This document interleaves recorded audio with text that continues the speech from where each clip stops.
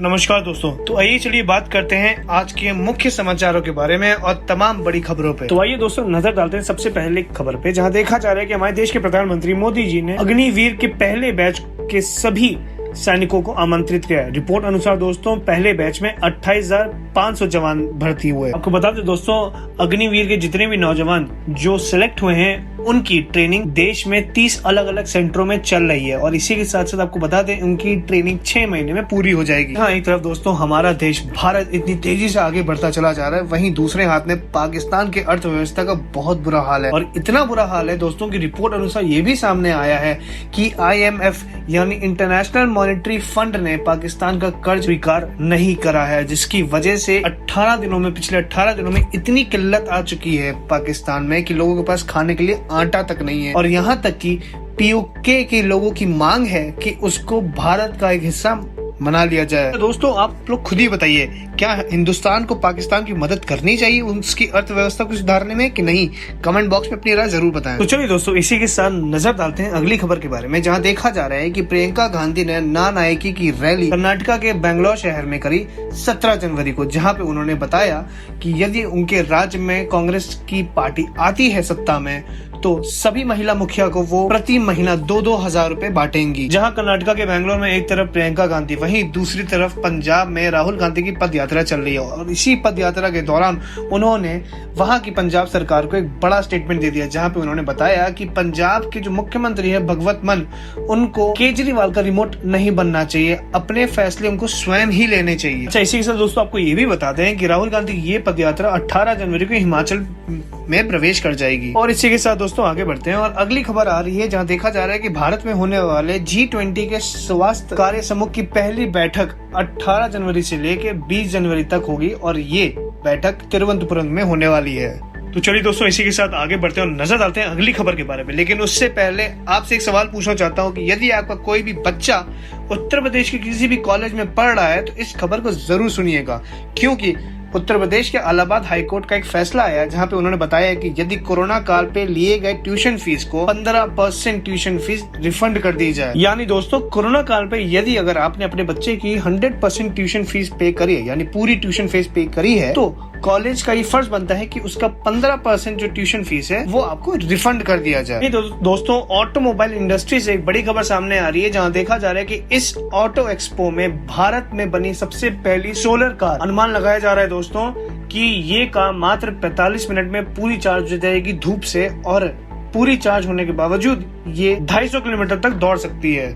यहाँ दोस्तों पुणे की एक स्टार्टअप कंपनी वेवी मोबिलिटी ने भारत की पहली सोलर कार निकाली। दोस्तों आगे बढ़ते और जानते हैं कि जोशी मठ से संबंधित अगली खबर सामने आ रही है, जहाँ देखा जा रहा है कि जोशी मठ से प्रभावित जितने भी कर्मचारी हैं, जितने भी लोग हैं जिनको जोशी मठ से प्रभाव पड़ा है, उनको बिना काम करे सरकार वेतन देगी रोजाना। दोस्तों अगर आंकड़ों की बात कर ली जाए तो जोशी मठ से लगभग 750 परिवार इससे प्रभावित हुए हैं। वहीं दोस्तों यूपी के लिए टेलीकॉम विभाग से लोगों के लिए बहुत खुशखबरी सामने आ रही है, जहां देखा जा रहा है कि आगरा, मेरठ, गोरखपुर सहित यूपी के 5 अलग अलग शहरों में अब शुरू होगी एयरटेल 5G की सुविधा, और इस सुविधा के बाद सुपर फास्ट इंटरनेट की स्पीड मिलने वाली है लोगों को। अच्छा, वैसे दोस्तों खबरों को और आगे जानने से पहले यदि अगर आप हमारे चैनल पे नए हैं तो इस चैनल को सब्सक्राइब करना ना भूलें। तो वहीं दोस्तों राजस्थान में गहलोत सरकार की ओर से स्टार्टअप को लेके एक नया फैसला सामने आ रहा है, जहाँ देखा जा रहा है कि सरकार ने दावा करा है कि राजस्थान में यदि कोई इंसान अपना नया बिजनेस यानी कोई स्टार्टअप खोलना चाह रहा है तो उसके आइडिया के हिसाब से लगभग 5 करोड़ तक की सहायता दे सकती है गहलोत सरकार उसे। तो इसी के साथ दोस्तों आगे बढ़ते हैं और नजर डालते हैं अगली खबर के बारे में, जहां देखा जा रहा है कि केरल में पढ़ रहे सभी सरकारी बच्चों के लिए खुशखबरी सामने आ रही है,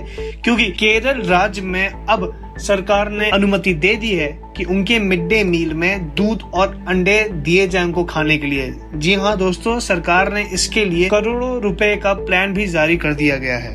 और इसी के साथ दोस्तों आगे बढ़ते हैं और नजर डालते हैं अगले समाचार की ओर से, जहां देखा जा रहा है कि कर्नाटका में स्थापित हुए आदियोगी की 112 फीट ऊंची प्रतिमा। जी हाँ दोस्तों, और इसी प्रतिमा का मुख्यमंत्री बुबई ने की तरफ से इसका अनावरण भी किया गया। जी हाँ दोस्तों, सूत्र मुताबिक कर्नाटका में चिकबल्लापुर में इस अधियोगी का अनावरण किया गया। अच्छा, वैसे दोस्तों सेहत से जुड़ी एक रिसर्च सामने आ रही है जहां पे माना जा रहा है कि जाहिर सी बात है ठंडक हो रही है और ठंड में लोग अक्सर बहुत अंडे खाते हैं, तो उसी पे साइंटिस्ट ने एक रिसर्च रिपोर्ट सामने लाए हैं जहां पे उन्होंने बताया है कि देसी और पोल्ट्री अंडे जो होते हैं उनकी न्यूट्रिशन यानी उनकी जो पावर होती है वो दोनों सेम होती है, लेकिन दिन में सिर्फ और सिर्फ इंसान को 2 ही अंडे खाने चाहिए अगर वो अपनी कसरत नहीं कर रहा है। यदि अगर इंसान कसरत कर रहा है हर दिन तो कम से कम नहीं तो 3 से 4 अंडे वो आराम से खा सकता है, क्योंकि शरीर वो अंडे को पचा लेगा। लेकिन अगर इंसान कसरत नहीं कर रहा है तो सिर्फ 2 ही अंडे खाएं। ऐसे दोस्तों मुख्य खबरें और समाचार को आगे जानने से पहले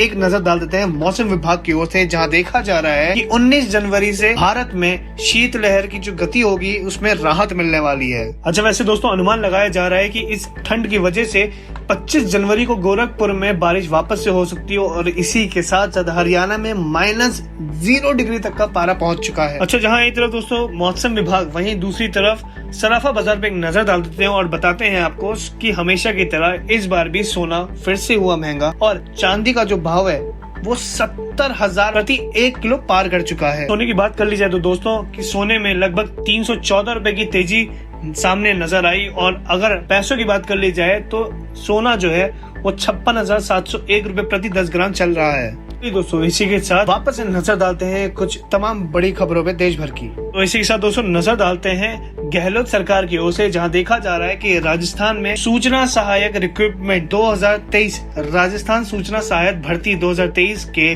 2,730 पदों पे भर्ती की नोटिफिकेशन जारी हो चुकी है दोस्तों। और इसी सरकारी भर्ती के लिए दोस्तों आवेदन की जो तारीख है वो है 27 जनवरी से लेकर 25 फरवरी 2023 तक आप भर सकते हैं ऑनलाइन। और इसी के साथ दोस्तों आपको बता दें कि नेपाल में जो हाल ही में जो प्लेन क्रैश हुआ है उससे संबंधित एक और अपडेट सामने आ रहा है, जहां पे बताया जा रहा है कि रिपोर्ट अनुसार लगभग मलबे में से 70 लोगों के शव निकाल दिए गए हैं और लगभग 2 लोग के अभी भी लापता हैं। इसी के साथ दोस्तों उस विमान का जो क्रैश हुआ है उसका ब्लैक बॉक्स में मिल चुका है और रिपोर्ट अनुसार सेना अब जल्द ही इस प्लेन क्रैश पे जांच करने वाली है। इसी के साथ दोस्तों अगली खबर सामने आ रही है अपने देश के गृह मंत्री अमित शाह से संबंधित, जहाँ पे उन्होंने बताया है कि पंजाब में वो साधेंगे अपनी 29 जनवरी को पटियाला में रैली। जी हाँ दोस्तों, राहुल गांधी की पद यात्रा से हुए डैमेज को वो कंट्रोल करने जा रहे हैं। इसी के साथ दोस्तों अगली खबर आ रही है उत्तर प्रदेश के मथुरा के बांके बिहारी मंदिर के लेके, जहाँ पे उन्होंने बताया है कि 5 एकड़ का ये प्लान होगा जिसमें 2 मंजिल कॉरिडोर बनाया जाएगा। जी हाँ दोस्तों, इस नए मंदिर का जो डेवलपमेंटल प्लान है उसको जारी कर दिया गया है।